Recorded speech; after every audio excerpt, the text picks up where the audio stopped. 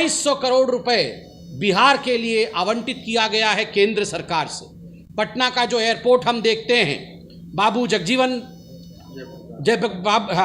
जयप्रकाश नारायण हवाई अड्डा, जयप्रकाश नारायण हवाई अड्डे को किस प्रकार और उसका डेवलपमेंट करना है, उसके लिए 2000 करोड़ रुपए और अंतर्राष्ट्रीय एयरपोर्ट उसको बनाने के लिए दिया गया है। दरभंगा में विमान सेवा को आगे बढ़ाने के लिए प्रधानमंत्री जी ने जो कदम उठाया है वो अपने आप में बिहार की जनता के लिए एक बहुत बड़ी सौगात है, एक तोहफा है।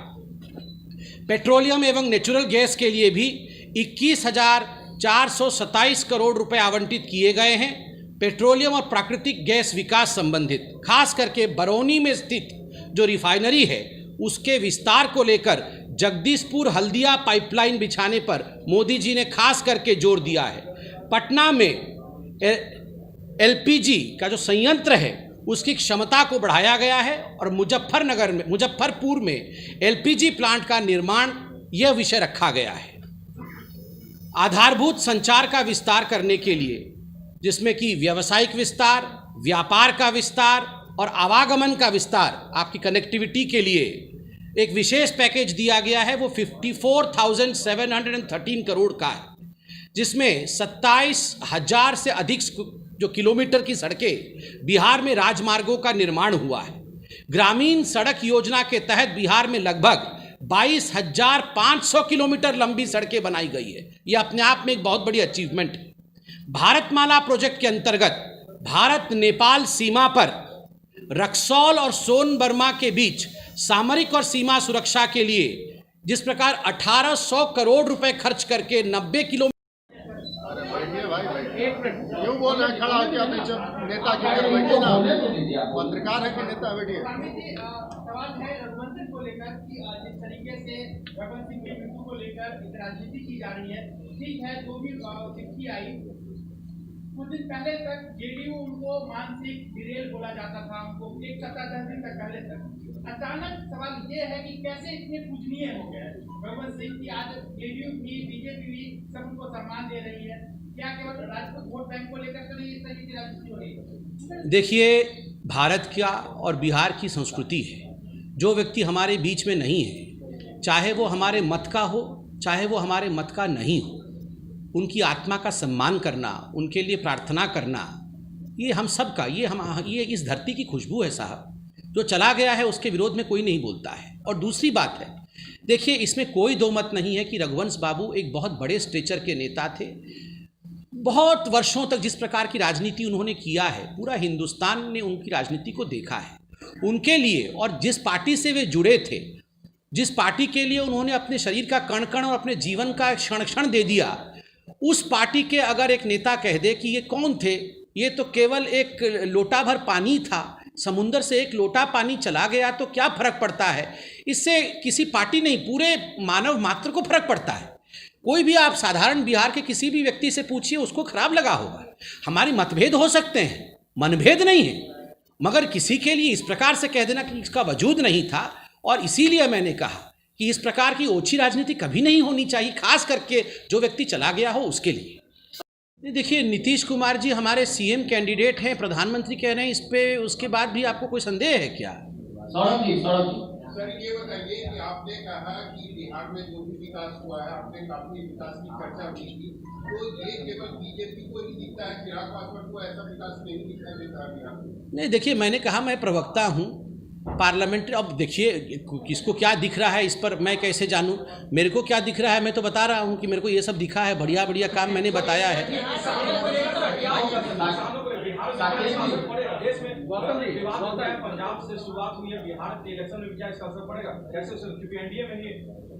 देखिए, किसानों के बिल को लेकर आज से ठीक 2 दिन पहले भारतीय जनता पार्टी के यशस्वी राष्ट्रीय अध्यक्ष जेपी नड्डा जी ने प्रेस कॉन्फ्रेंस किया। तमाम मुद्दों पे, देखिए, लोकतांत्रिक देश है, स्वाभाविक है कि अगर मन में कोई शंका हो तो आप पूछिए। उन्हीं सभी शंकाओं का निवारण माननीय जेपी नड्डा जी ने स्पष्टतः किया।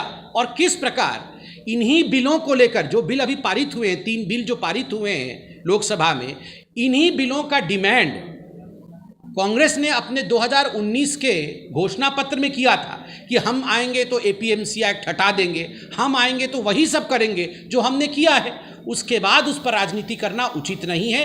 और कल प्रधानमंत्री जी ने भी ट्वीट किया है, एमएसपी के साथ कोई छेड़खानी नहीं, एपीएमसी है। उसके बावजूद अगर किसी के मन में शंका है तो प्रश्न पूछा है, जवाब मिलेगा, बिल्कुल चिंता न करें। यह भी एक सामरिक और सीमा की सुरक्षा के दृष्टिकोण से क्या भारत सरकार कर रही है, यह हम दर्शाते हैं। धार्मिक स्थलों के बीच संपर्क हेतु राम मंदिर का निर्माण तो एक हम सब के लिए बहुत स्वागत योग्य विषय रहा है। पूरी हिंदुस्तान की जनता, पूरी भारत की जनता, विश्व की जनता आज धन्यवाद दे रही है। मगर जिस प्रकार श्री राम की जन्मस्थली अयोध्या और माँ सीता की जन्मस्थली जनकपुर को जोड़ने वाली जो राजमार्ग है, राम जानकी मार्ग के नाम से जाना जाएगा और उसके अंतर्गत बिहार में 4000 करोड़ रुपए आवंटित किया गया है। 200 किलोमीटर का ये लंबा संपर्क मार्ग बनाया जा रहा है। ऊर्जा के क्षेत्र में भी आप याद रखिए कि ऊर्जा एक बहुत महत्वपूर्ण क्षेत्र है। बक्सर में 10,000 करोड़ रुपए की लागत से 1300 मेगावाट बिजली संयंत्र का निर्माण किया जा रहा है। दीनदयाल उपाध्याय ग्राम विद्युत योजना के अंतर्गत बिहार को निरंतर बिजली की आपूर्ति प्रदान करने के लिए 5,880 करोड़ रुपए का आवंटन भी किया गया है। इसमें मैं कहना चाहूँगा, अब तो मंगल जी बिजलीकरण हो चुका है बिहार में, हमेशा बिजली रह रही है, अब तो लालटेन की आवश्यकता नहीं है। अब लालटेन नहीं चलने वाला है, लालटेन की आवश्यकता नहीं है। अब बिजली जलेगी और बिहार आगे बढ़ेगा, ऊर्जामय बिहार बनेगा, विकास युक्त बिहार बनेगा। अन्य महत्वपूर्ण कार्य जो किए हैं मैं शीघ्र आरंभ करके समाप्त करता हूं। मोदी सरकार ने उज्ज्वला योजना के अंतर्गत जिस प्रकार से पूरे देश में लगभग 5 करोड़ से अधिक सिलेंडर आवंटित किया, केवल बिहार में 7 सितंबर तक 86 लाख फैमिलीज को, 88 लाख परिवार को सिलेंडर दिया मोदी जी ने। प्रधानमंत्री मोदी जी ने 10 सितंबर 2020 तक 294 करोड़ रुपए की योजनाएं उन्होंने सौगात के रूप में भी अनाउंसमेंट है। प्रधानमंत्री जी ने दरभंगा में एम्स की अनाउंसमेंट करके ये दरभंगा की जनता और बिहार की जनता के लिए एक बहुत बड़ी सौगात है। यह एम्स 750 बेड का होगा और लगभग उसमें 1360 करोड़ रुपए खर्च होने वाले हैं। मोदी सरकार ने ठीक उसी प्रकार, जिस प्रकार कोरोना बीमारी का भी पूरे विश्व में प्रकोप चल रहा है, स्वास्थ्य मंत्री भी बैठे हैं, बिहटा एवं मुजफ्फरपुर में डीआरडीओ द्वारा 500 बेड के अस्पताल का निर्माण कराया है। ये अपने आप में जो सजगता है मोदी सरकार की, इस सजगता को दर्शाता है। बंधुगण, ये जो चुनाव आने वाला है, ये बहुत महत्वपूर्ण चुनाव है। ये चुनाव, जैसे मैंने कहा, विकास वर्सेस युवराजों के बीच में है और इसमें कोई संदेह नहीं है कि अपने आप में यह एक पथ प्रदर्शक चुनाव होगा, अपने आप में एक रिकॉर्ड ब्रेकिंग चुनाव होगा और रिकॉर्ड मतों के साथ जो राजग की सरकार है वो बनेगी, एनडीए की सरकार बनेगी, सुशासन की सरकार बनेगी। बंधुगण, अभी हिंदुस्तान में हमने चीन को भी लेकर कई प्रकार के बयान देखे हैं। मैं आज भाजपा के प्रवक्ता के नाते नहीं, एक नागरिक के रूप में मैं आपसे पूछना चाहता हूं और आपके माध्यम से बिहार और हिंदुस्तान की जनता से पूछना चाहता हूं। जब हमारे जाबाज सिपाही चीन के सिपाहियों को जवाब दे रहे हैं, 20 हमारे सैनिक शहादत को प्राप्त हो गए, उनकी चिताएं भी ठंडी नहीं हुई, किंतु राहुल गांधी और कांग्रेस पार्टी जिस प्रकार से इन विषयों को लेकर राजनीति कर रहे हैं, हिंदुस्तान को सरेंडर बता रहे हैं, हिंदुस्तान के प्रधानमंत्री को डरा हुआ छिपा हुआ बता रहे हैं, आप बताइए क्या इन विषयों पर राजनीति होनी चाहिए? जब आदरणीय रक्षा मंत्री राजनाथ सिंह जी सदन के पटल पर विषयों को पूरे हिंदुस्तान के साथ श्याम सुंदर जी बोलिए, श्याम सुंदर जी। मेरा सवाल है कि एक आरजेडी के सहयोगी चिराग पासवान लगातार जेडीयू पर हमला होने जा रहे हैं। कोई सूरदास कह रहा है, दूसरे को कोई कालीराम कह रहा है, अंदर खाली ये भी कही जा रही है कहीं ना कहीं आप ही की तरफ से बैकअप है, सभी लोग लगातार इसी चीज पर हमला कर रहे हैं, कैसे मनाएंगे उन्हें? देखिए, पहली बात तो है, मैं प्रवक्ता हूं, मैं पार्लियामेंट्री बोर्ड का सदस्य नहीं हूं।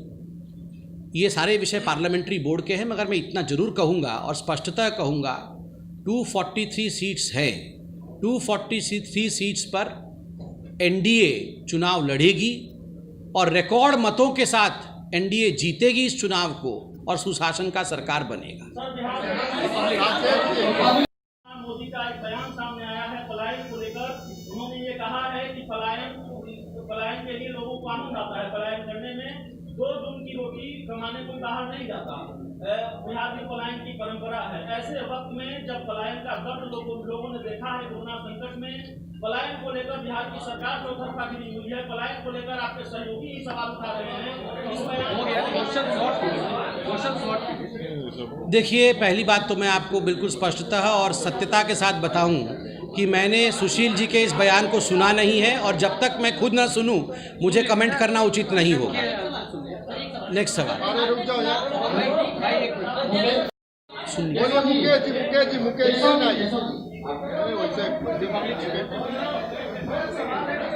सबके सवालों का जवाब देंगे, आराम से एक एक करके पूछेंगे तो सुनाई देगा।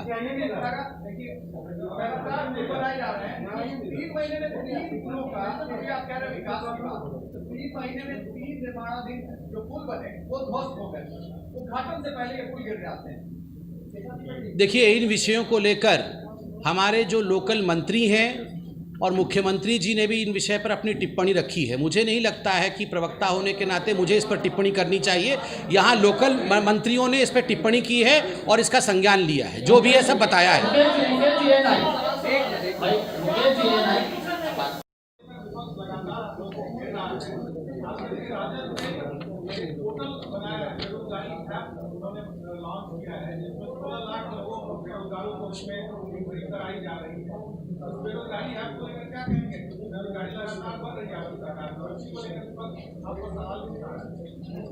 देखिए, जब आरजेडी के पास मौका था, अभी मैंने आपको बजट के विषय में बताया कि उस समय क्या बजट आवंटन होता था, अब क्या आवंटन होता है। जिस समय उनको मौका था उन्होंने क्या दिया बिहार को।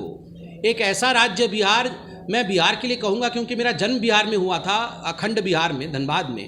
ये एक ऐसा राज्य है जो पूरे हिंदुस्तान का मुकुट है। हिंदुस्तान की बुद्धि, हिंदुस्तान का परिश्रम, हिंदुस्तान क्या है, हिंदुस्तान का धड़कन बिहार है। वैसे बिहार को कहाँ तक ले जाया जा सकता था, ये अपॉर्चुनिटी आरजेडी के पास था। क्या किया आरजेडी ने? उस समय उन्होंने कुछ भी अप्लाई नहीं किया, कोई भी डेवलपमेंटल पॉलिसी अप्लाई नहीं की। आज ऐप बना रहे हैं। जब अप्लाई करना था तो अप्लाई नहीं किया। आज ऐप बनाने से क्या होगा? ऐप बनाने से कुछ नहीं होता, ये दिखावटी कामों से कुछ नहीं होता है। मैं तो सिर्फ इतना पूछ रहा हूं दोनों भाइयों से, आपका परिवार अगर सिर्फ भ्रष्टाचार बंद कर देता तो न जाने कितना उन्नति हो जाता बिहार का। सारा कुछ हमारे पॉकेट में आ जाए, हम ही मॉल खोल ले, हम ही जमीन हड़प ले, सब कुछ हमारा हो, ऐसे विकास नहीं हो सकता है। बयान दे रहे हैं, आश्वस्त कर रहे हैं कि 1 भी इंच की जमीन कोई नहीं छीन सकता हिंदुस्तान का। हिंदुस्तान के संप्रभुता के साथ कोई खिलवाड़ नहीं कर सकता है। ऐसे में जो लोग हिंदुस्तान की सेना, हिंदुस्तान की सरकार, हिंदुस्तान का शौर्य को लेकर राजनीति करते हैं, उन्हें किसी भी कीमत